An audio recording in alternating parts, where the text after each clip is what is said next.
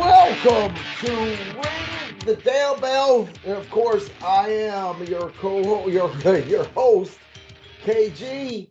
And my co-host is none other than the wrestling enthusiast, Mark. I almost introduced myself as the co-host again tonight. I'm a little out of it. Hey, I'll take the money. What money? So, real quick before we get started, of course, we're doing the recap of Monday Night Raw. Um, Josh Turner, who is a professional wrestler, will be on the podcast here real soon. I'll be coming up with the dates in the next few days. He's not only a professional wrestler, he is actually the national director of Fighting for Autism. He has also been in shows like The Walking Dead. He was the tattooed savior. He was in the movie Twilight. He's also been on The Vampire Diaries, the originals, Marvel's The Gifted, The Watchmen, Ant-Man, Halloween Kills, Nashville Banshee, Under the Dome, Ozark, and many other things as well. But it just doesn't stop there. He's been in quite a few music videos with Tim McGraw, Carrie Underwood, Kid Rock, Old Crow, Miracle Show, Blanco Brown, Sam Hunt, Marshmallow, among others. So super excited to have him on. He will be on within the next week or so. Again, soon as I'm able to get the date, I will announce it. A little bit of news. So, as we know, AEW All In is going to be in Texas, and it's going to be at the Global Life Field. I think the maximum capacity, I think it's around 20,000. Yes, I think it was yesterday. They had their big grand pre-sale and tickets go on sale, and they had Darby, and for free, people were able to come out to Global Life Field to meet Darby Allin. Sting, okay, let that sink in. Sting, this is for free. They maybe had 50 people show up.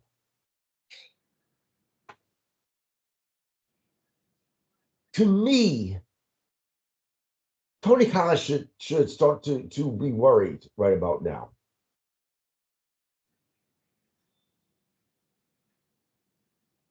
I mean, look, whenever you have the opportunity to meet Sting and you can only draw 50 people to come in, I mean, I felt embarrassed for him. I mean, you guys could go watch it on YouTube. You can go Google it. I mean, it was terrible, absolutely terrible. I don't know what the disconnect is. I really don't. I know they have had their shows has been, let's say, not desirable, but at the same time, they've also had some damn good shows. Their pay-per-views are always damn good. I don't know, man.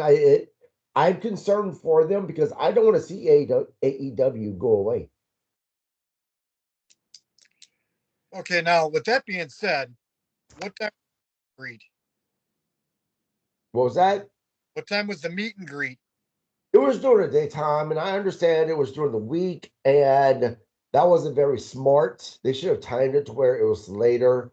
Also timed it to where maybe I think you've done it during the weekend where people had off of work. I get that, but even so, what do you think? Look, put it to you this way, and I know we shouldn't compare the two because WWE has been in existence for so long, but still, Mark, during their WrestleMania week, while they're at whatever city, they have all kinds of things happening during the week. You have lines miles long to go meet these guys, right? So yeah, I get it was during the work week, but still, I mean, whenever and with WWE, you're having to pay money on top of the tickets, right? This is free, free. So even during the week where people were at work or whatever, they should have had more than 50 people. Yeah, but Sting's name doesn't carry as much weight as it did, 15 years ago, 20 years ago. And I'm not trying to justify it. I'd like to go see Sting, especially for free, but I couldn't take time off work to do it. Yeah, but look, Hulk Hogan, his name isn't what it used to be, right? And I guarantee you, he does a meet and greet with WWE, you're going to have lots of people there. Yeah, true.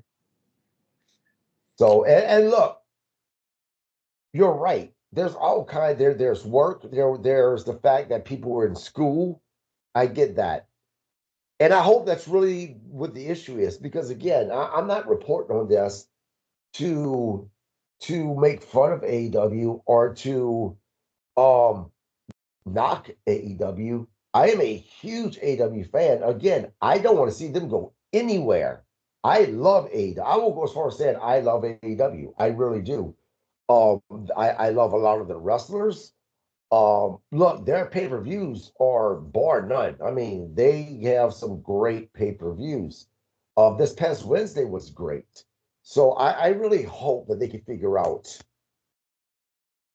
that whatever's missing so that they could become the AEW they was 5 years ago when they were hot, right? And to be able to bring that back. But yeah, a little bit concerning. But yeah, let's get to the recap of Monday Night Raw. Okay. Hey, another thing is, our last podcast kind of fumbled, and we do owe everybody an apology. We had some technical difficulties that we couldn't overcome. So, for anybody that's watching, sorry you got shortchanged. Yeah, thanks for bringing that out. I apologize. Something happened with the recording aspect of it, and there was nothing I was able to do to get it back. So again, yeah, we do apologize about that. But we think we have the issue fixed. So we'll make sure that it won't happen again. That's our first fault is thinking. There you go. All right. So, Raw came from Wichita, Kansas. These are traditional people walking in the arena. I'm not going to get into that because it doesn't excite me. So we start out with Gunther to the ring. A slight recap of last week versus Dom. Judgment Day comes out. Finn claims he's going to win at main event. They look to attack Gunther, and Damian comes out, clears them out. And then Gunther attacks Damian. I thought, wow, that's just wrong. Yeah, I'm a little confused right now about the storyline as far as the direction that they have Gunther going into. I thought it was in that babyface lane that he was starting to travel down, but he did what he did to Damien, right? So I don't know. I mean, or maybe it's one of those things that Gunther is just going to be Gunther, which I don't mind either. Um, but until that is made clear, I'm a little confused about what's kind of happening with all of that. Now, unfortunately, what I don't like, not to steal your recap, but and this was talked about later in the show. What happened was the fear that I had, which was that now it turned into a three-way. I didn't want that. I really wanted to see Finn Balor against Gunther without Damian Priest. It is what it is. I'm sure it'll be a great match. There are three great um, the talent that all three of them has is amazing. But I would have liked to see just Finn Balor against Gunther. Right, right. Nothing against Damian, but he adds a different level to the playing field. So I did like that Finn was taking them both on it, both actually. All right. Yeah, I didn't dislike it. I was just a little confused about the direction that they have him going into. That's all. Yep. So next we go to Pierce and Judgment Day. Pierce makes it a three-way match. Yep. Then tells them they're wrestling against War Raiders next week for their tag team titles. So then we go to the final testament to Well, ring. let me say this real quick. The thing I don't like about their tag team that this the go home show on Monday that they're going to be facing the War Raiders is this. If Finn Balor and his partner, if they lose those titles, then you can guarantee that it's because Finn's going to become the world heavyweight champion. He's going to beat Gunther. But if they keep those titles, then we know that Finn isn't going to win the title. So that's the only thing that I don't like. And I only say that because of the wrestling formula, which granted, we were swerved the last go home show versus a pay-per-view. I can't remember what match it was where we thought that someone I don't remember what it was or whose match, but usually the person left standing on the go home show is the person that's going to lose on the pay-per-view type of a thing. I think that's what's going to happen with Finn Balor with the tag team championships. I think that if he loses the championship, that's pretty much going in the direction that Finn is going to win. But if he retains, then I think that he's going to lose. Well, it can go, to me, it can go one of two ways. All right. I think they could lose the titles because I think they want somebody that's going to defend it more religiously than what Finn and JD are doing. Or they can reward Finn for having a horseshit gimmick. I think because I think Finn shouldn't be in Judgment Day. I think Finn is a great standalone. But anyways, or they could reward Finn by giving him both belts, which I don't see is going to happen. But I'd like to see it happen. I'd love to see Finn with two belts. I think that'd be great. Yeah, see, you're a much bigger fan of Finn Balor than I am. And again, great performer. He is. But I've never been a fan of his. There's something about him or myself. There's that disconnect. I don't know. I've just never really cared for him. Even when he came out as the demon, it looks cool when he's coming out as a demon. But that's about all that's different. He doesn't really change around his wrestling style or anything like that. So, I'm just kind of when it comes to Finn Balor. I think he's a little bit more aggressive with the demon. You know, I think, but you Maybe know, I don't know. Maybe I'm just a fanboy. So could be. anyway, let's see. Final Testament comes to ring versus Wyatt Six. Scarlett ends up interfering, and Nikki Cross came out. Nikki Cross looked badass. I don't care what anybody said. Nikki Cross looked like something that would just creep the shit out of me. If I ran into her in the dark, I'd shit and piss myself and run and scream like a little girl. Uh, Paul Ellering comes out, which was a kind of a surprise for me. Throws some powder in Uncle Howdy's face, and I believe was it the Miz that got the pin? Yes. Though it was carrying cross, I believe. Okay. But this is the problem. The Wyatt Six might as well just pack their bags and go home. This is twice now that Karrion Cross and his little group have either kicked the shit out of them or defeated them. Um, they have buried the Wyatt Six, in my opinion, and I don't know why. It's almost like the Fiend when the Hell in a Cell match between Seth Rollins, it was ridiculous, it was awful, it was gimmicky, it was cheesy, and at that moment, the Fiend was no longer what the Fiend was supposed to be. And I feel the same way about the Wyatt Six with Karrion Cross because you have a bunch of mid carders who are barely mid carders beating up a team that's supposed to be at the top, right? They're done. I'm telling you, they're done, and they're going to be fighting to be a part of the mid card for the rest of their time on WWE. Yeah, I can't argue that. Unfortunately. Um, so CM Punk interview, no answer on what the favor is, and I had to laugh. I always love CM Punk because he always comes up with something creative. Calls Seth a second hand stringer. I ain't gonna lie, I chuckled and I laughed.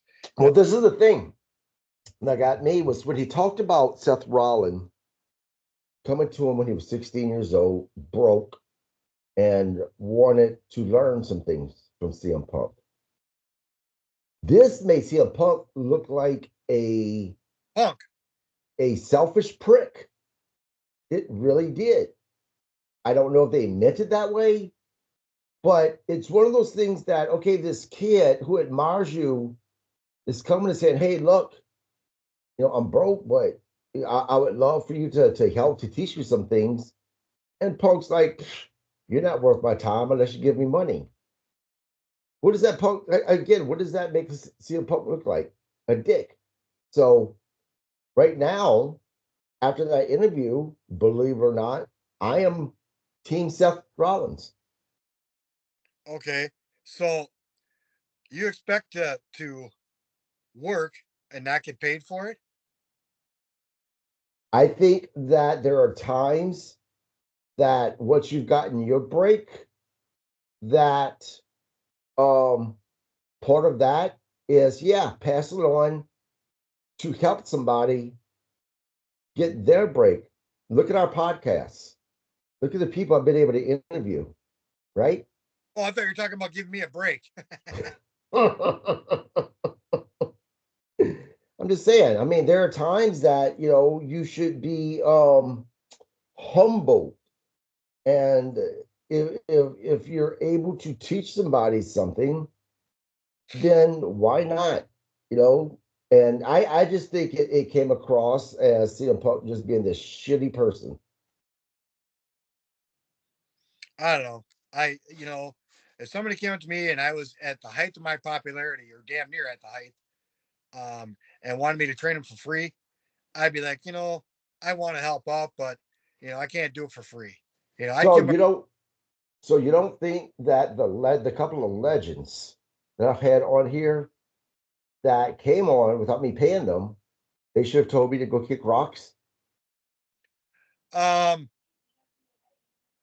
I guess I'd look for some sort of compensation, especially on such a small stage that we have, you know. But I'm thankful that people have a kinder heart than I do, but we're talking 45 minutes, an hour, hour and a half versus, countless hours of training, you know. I understand, Seth's position, but you can't ask somebody to train you and not get some sort of compensation. Now, if CM Punk had any idea that Seth would be so big, you know, you know, at the time, then yeah, I'm sure he would have said, "Yeah, kid, you can pay me back later." But he had no idea Well, going to make it. What are the odds of making in wrestling as a wrestler? One in a well, I mean, CM Punk's Mr. Know Everything. He should have been able to eyeball Seth Rollins and say, "Hey, this guy has something." as a So 60. I don't know. you never know. But after this conversation, once we got off air, I could be having conversations now. Another write up. All right, woo. All right. So next we have a recap of Damage Control versus Liv and Raquel, or Liv and Raquel, and Rhea coming out. Uh, like a little vignette or recap or whatever. Then we got Dakota Kai coming out for her match versus Liv. Now, what struck me with this one is Dakota Kai was pandering to the crowd hard, you know. So I don't know. I think you're going to see a split with Damage Control, or you're going to see Damage Control flip and be faces. They are baby faces again. And look, I gave AEW shit for this. I'm gonna give WWE shit for this. No rhyme or reason. They just became baby faces, right? No rhyme or reason. It's kind of like I was bitching with Statlander from AEW, who came back. She when she left, she was a heel, and all of a sudden she comes back and she's a baby face. And I'm like, why? That's just dumb. If you want to make them a baby face, I want to see why they turn baby face, right? And it's the same thing here at WWE with Damage Control. They went from a few months ago being heels, babyface to heel, now back to babyface. Right. To Sometimes me, that makes it seem like they don't know what to do with this group.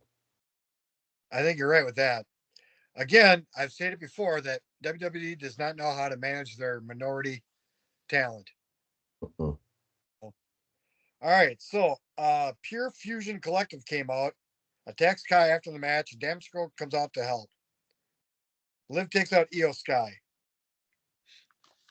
Next, we got a vignette with Drew and really, I went to the bathroom. Drew does not excite me whatsoever. I don't know what it is. I used to like him, but I just can't feel it anymore. I guess. Well, I tell you, Drew McIntyre for the vignette that they did on him with him talking. Well, and I don't know why they did this because I thought they would want more of that drama about who attacked Jey Uso. But during this vignette, you know, he admitted that, he attacked Jey Uso just like obviously he did Sami Zayn. So obviously something is going to happen between him and whatever bloodline members are there, or we're going to see all the OG bloodline members come to Raw. I don't know. I don't know what's going to happen. I saw a rumor that Seth's going to recreate a Shield team, and Drew is one of them. And for life me, I had it right before I started speaking. Who the third one was, and for life me, I can't remember. Now It'll I don't fail. know validity to that, but who knows? Let's say that happens. It's going to fall stale on the fans because wrestling fans often shit on anything 2.0 that's not original, right? It'll fail.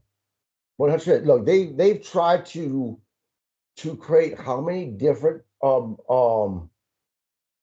Characters. characters of well, how many different times they've tried to recreate the Four Horsemen, right? The fans don't want that shit. Once something is done, it's done. The only time they will accept the Shield is if John Moxley should happen to come back there. Yep. Now, hold on. Now with the Four Horsemen, some of the modifications they made were damn good modifications. And other them were just horse shit. Well, I'm not talking about the modifications when it came to the Barry Windham or the Nope. Lex Luger. I'm not talking about that, okay? Because the Four Horsemen were still together, kind of, whenever that one person left and they replaced that other person, right? So it was still happening in a way. The Shield has been dead for 6 years now. So to try to create it with only one original member, that's not going to happen. It's going to fall dead. The only way I can see it succeeding is if it's Seth and Roman Reigns and then a new third person. But with only one original and two new ones, nah. You're pissing in the wind if you think Roman and Seth are going to team again. Well, that's what I'm saying. It's never going to happen. Well, I don't know. I think it would happen at main pay per view of WrestleMania, SummerSlam, Survivor Series. I think you could see it a one off on any one of those. Royal Rumble. But other than that, I can't see him sustaining a team for any length of time. Yeah, I mean, I would say that because of how the things that John Moxley has done to piss WWE off, that we will never see him back in WWE. But I have learned over the years that you can't ever say that. Not Right. with professional wrestling. No, no. I mean, CM Punk was dogged for years. There's rumor that Jericho's going to go back to WWE to retire. Um, God, Ultimate Warrior. I'll make that Hulk Hogan burn his bridge. Right. I mean, the thing about professional wrestling is this, or about professional wrestling promotions is this. And in a way, I think it's great. It doesn't matter how much the back office may hate you. If they know you can bring in, it's the right time because you can bring in dollars and viewers, they're going to put that shit to the side. and they're going to be professional about it.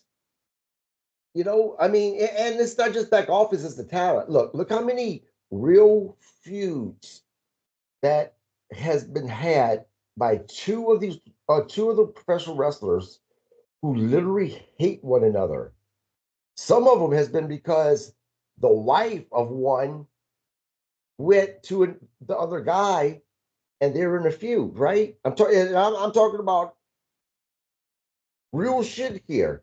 And these two guys will get in the ring, and instead of truly beating the shit out of one another, they understand we may hate each other, and in the streets, we will kick each other's ass. But when it comes to this ring, it's all about money, and we have to protect one another.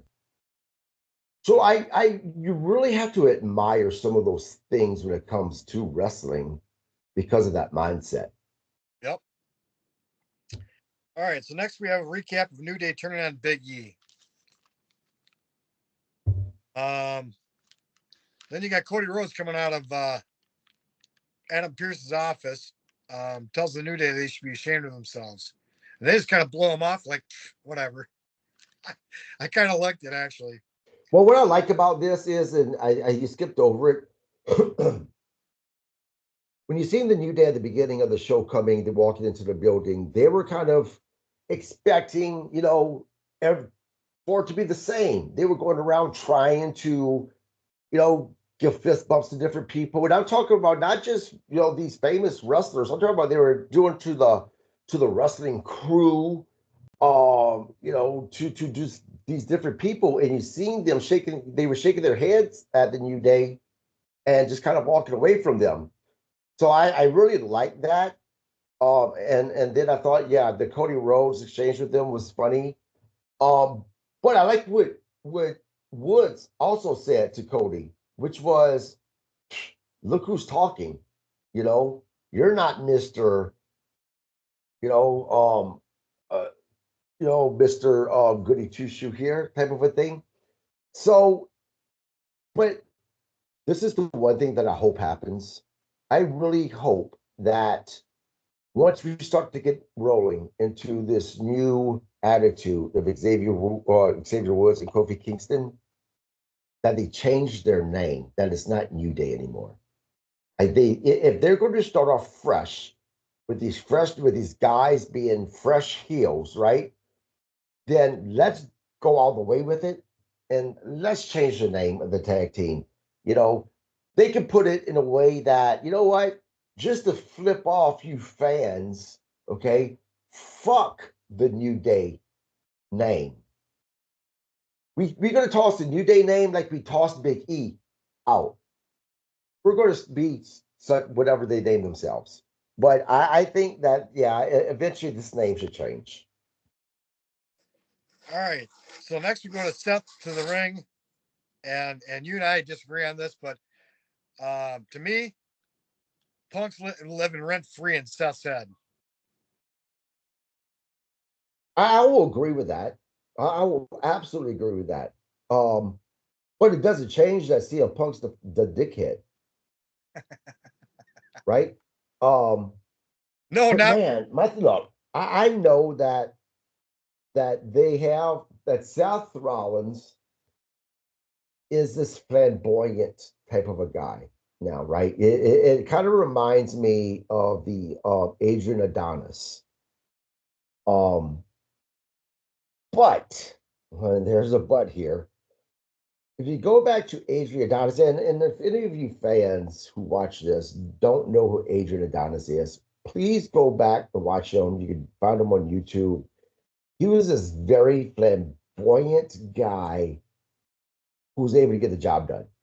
He was he was flamboyant, and then he got in the ring and he was this badass that beat your ass, right? But with Adrian Adonis, his flamboyance was the way he moved. He wore the same gear, his leather jacket. What the fuck do they constantly Seth Rollins wearing?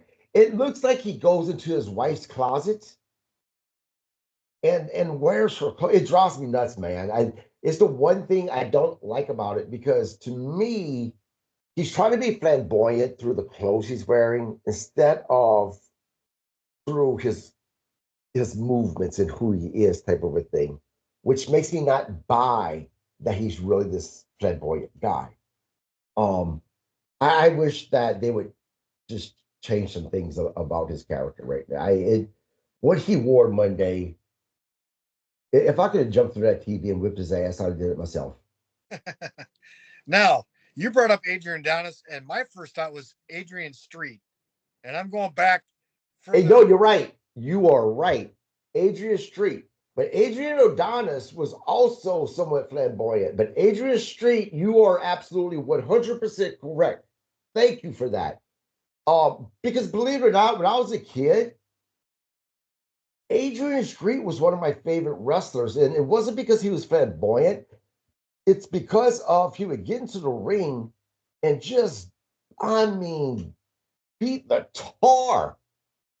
And look, if you go and read the autobiography about Adrian Street, there was a lot of wrestlers who didn't like working with him in the ring because he was stiff.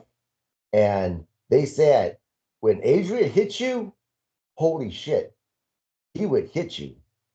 They were like, don't let that flamboyance fool you. Go ahead. and he was like a 205 size guy. He was not much bigger than who was that guy at NXT years ago? He came from TNA. Spud. Adrian Street, by the time he got to the point of his career, his last 5 years or so of his career, he had gained some weight, and he was on the path of being the size of Dusty Rhodes. Gotcha. No, I remember Adrian Street back in the day, and there was something that just drew you into him because he was so Gold Dust before Gold Dust. 100%. Actually, it's funny because when Gold Dust came out and I watched Gold Dust, Adrian Street is who I thought about. Right, right. And I probably would have made that correlation, but I saw a clip about Adrian Street on Facebook the other day. I'm like, oh my god, I haven't thought of him in years. Yeah, You know, I think Adrian Street was about 20 years before his time. I don't know because you had Gorgeous George in the '50s. You did, but Gorgeous George was more about being pretty and right. Adrian Street had that. Androgynous. I was that exactly. Um, I would have loved to see a match between Adrian Street and Goldust. That would have been phenomenal. It would have both been violent and funny at the same time. Right, but it would have been a one-upsmanship. Who can be more goofy and erotica without being disgusting? Right, right. But I guarantee you they were drawing blood too, though. Oh, I guarantee they would. That wouldn't even be a question. They wouldn't even talk to Vince about that. They would have Nope. said, "Make it split," and they would have. Yep. They would have spilt at least a gallon of blood between the two. Yes. All right. Anyways, getting back on track because we're on Streetville here. So Sammy comes out to ring and he kind of apologizes to Seth and they kind of kiss and make up, whatever, whatever. Again, not a huge fan of Seth, not a huge fan of Sammy. Sorry. No, no. I have you ever watched any of Sammy's old shit like before WWE? Oh, like Ring of Honor? No, before that, like way back. Go YouTube him, Mark. I'm telling you, he is so different now. Like I wish we had that Sami Zayn in WWE. This is a guy who was rapping, a guy who was able to throw insults, a guy who was beyond violent. WWE has really softened him up. Well, I think age has too, You because know, like he did 20 years ago. maybe, but they didn't allow Sammy to be how he was. Even with Ring of Honor, he was still somewhat true to himself. Sammy for a long time wrestled under a mask. Yep. El Grinko or something. Yep, yep. And he was able to do some crazy shit. I wish we had that version because I don't hate Sami Zayn, but if there was a pay-per-view that was coming on and it was this major match between Sami Zayn and whoever else, right? I wouldn't buy the pay-per-view. Sammy, for myself, is not worth my money. Not to be a dick. I just don't like, I'm not a big fan of his. What, Um, are you not a fan of his, or are you not a fan of his current character? I'm not a fan of his WWE character throughout his career, period. And Um, and WWE has ruined more than one career in their time. yep, I think that if you'd have gotten that brash um Sami Zayn in WWE, that we both would be saying he should have a title around his waist that puts him at that upper mid card, right? Yeah, I'm not sure if he could ever be the world champion type guy, but at least put him in that, that upper mid card type deal. when he faced Roman, I really wanted Sammy to win, and I'm not a Sammy fan. And I'm not saying Sammy isn't talented, isn't versatile. He absolutely is. He's just not my cup of tea. Oh, absolutely. Again, Sami Zayn is very talented. There's not one guy or one woman. When I say that I'm not a fan of theirs, that I'm trying to say that they suck in the ring. They don't suck. They're very talented, right? But there's a disconnect with me in them. So I'm just not a fan of theirs. So don't mistake it that, or for people, look, I hate when I hear fans say, oh, so sucks in the ring. Really, you go out in the ring and you do that shit, right? When I say someone, I don't like someone, I don't mean it in the way, like I said, that they're bad in the ring. I mean it in the way that I just don't relate to them type of a deal, right? Not my Um, was that not my cup of tea. exactly? It's kind of like music, right? Let me say this and we'll get back on track. When I say I don't like Carrie Underwood, for instance, I'm not saying she can't sing. She has a beautiful voice. I'm not into her genre of music, right? It's the only reason why I say I don't like her. She has a beautiful voice, though. There has been a couple of songs of hers that I liked. It's the same thing with professional wrestling.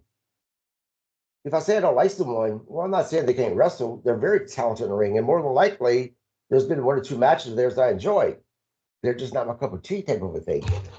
Um, so yeah, but when it comes to Sammy, I just wish that we had more of that hardcore Sammy that he used to be in WWE. And going back to what you said about Roman Reigns and how you were not a Sammy fan, but you were hoping that Sammy won. That is credited to how damn good Roman Reigns is. Roman Reigns is so good that we disliked him so much because that's what we're supposed to do. That we wanted a guy who we're not fans of to actually win. I'm gonna agree to disagree because You always do. I know. I just there's some validity to what you're saying, you know, but I cannot use Roman Reigns is good in the same sentence because to me it's an oxymoron. I think You're you, wait. Go ahead. Say that again. I said I think the storyline was good. I'm not If not going to give Roman credit. Sorry. if you don't think Roman Reigns is good, then you have smoked way too much crack in your time. I at one time was not a Roman Reigns fan, but I have seen Roman Reigns get better in the ring and get so much better on the mic. Roman Reigns has paid his dues and he is absolutely a superstar.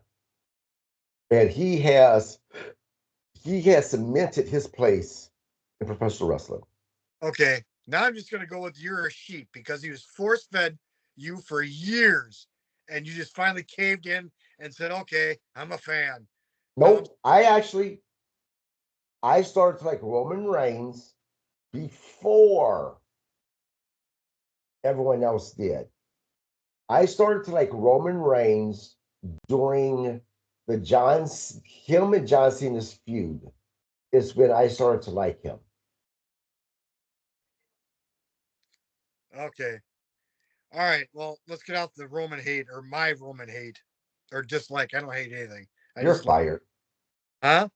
You're fired. Okay. So next we go to, and I know I missed a part here somewhere. Oh, New Day coming, I think, to the ring. And dude, they got Dom level heat.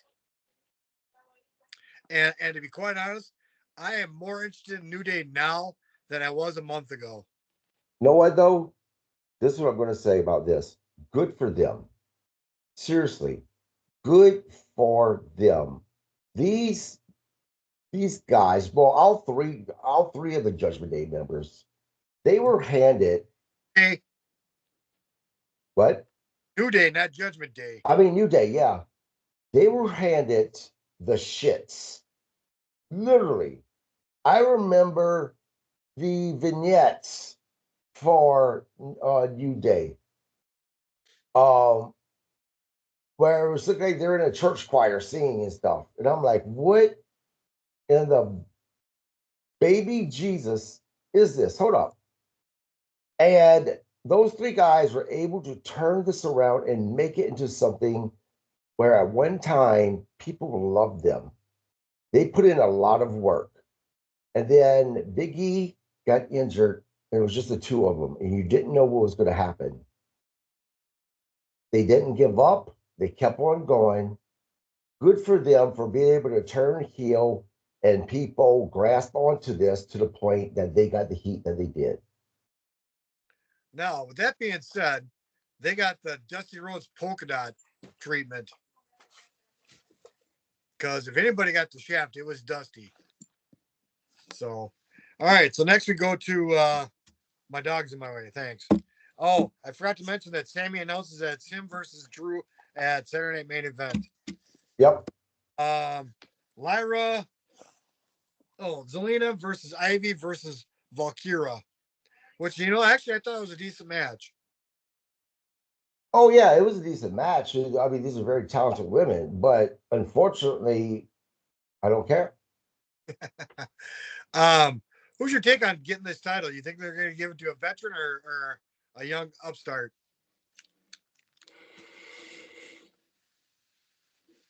Tiffy's going to get it. No, Tiffy's on SmackDown. She's getting that belt. And I'm not sure if she's going to get that belt with Money in the Bank. I thought that the tournament for the women's IC title was across the board. No, there's IC on Monday and there's US title on Friday. Okay, that's right. That's right.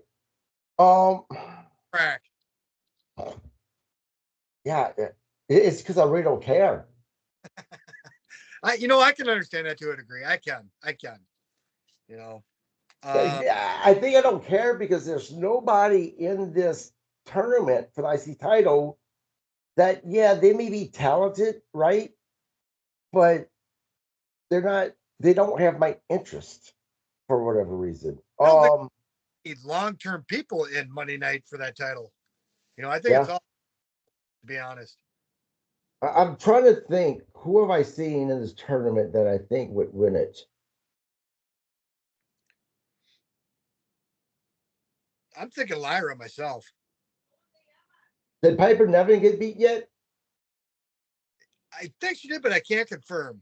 I'm gonna have to go back and watch who's won, who's lost, as far as their brackets. Let me answer your question this way.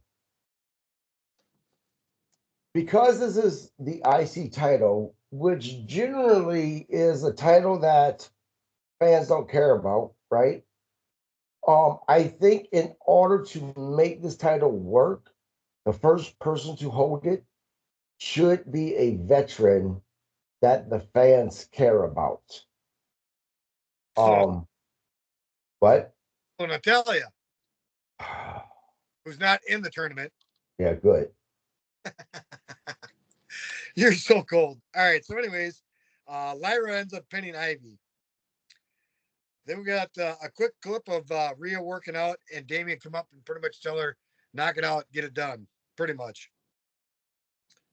Um, let's see. Oh, all right. Now the interview with New Day, and they go to the ring. All right, but we already recapped that, so we're not going to recap that. I was really surprised at the heat they got, though. I was really surprised. I wasn't, because if you would have seen the anger from the fans, that, and it wasn't necessarily it wasn't at Kofi or Woods.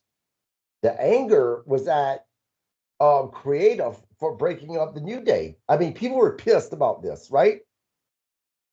And I was concerned about that. I'm like, whoa, it's good that they're mad, but they're mad at the wrong people. Like, they need to be, that heat needs to be going to Kofi and Woods. Um, so I was glad to see them get that heat, because man, all week on the internet, people have just been, I mean, angry about this. Yeah. It's funny because Kofi says, we gave you 10 years, and then on one night, you guys want to act like this against us. And that was pretty much all they said, really, because they got so much backlash, you know. So in a way, I can see that, but I can also see where they're headed, where they're going, and how it's going to pan out. So I think these guys did a great job reinventing themselves. I think them dropping Biggie was probably the biggest and fastest way they could have done it. You know, the only thing they could have done to get more heat than Dom is they would have beat the shit out of Big Easy or Big E. They would have. Yeah. I'm telling you, that place would have been on fire. Now, there are rumors that Big E is actually going to make a comeback, and his feud's going to be against these guys. From what I've heard, his career is completely done. But again, you never know in wrestling, man. I mean, Edge's career was completely done. He's back. And There's been, was that Daniel Bryan, Daniel Bryan? There's been multiple people's careers, and you see them come back. So Shawn Michaels. now that asshole, he just lost a smile.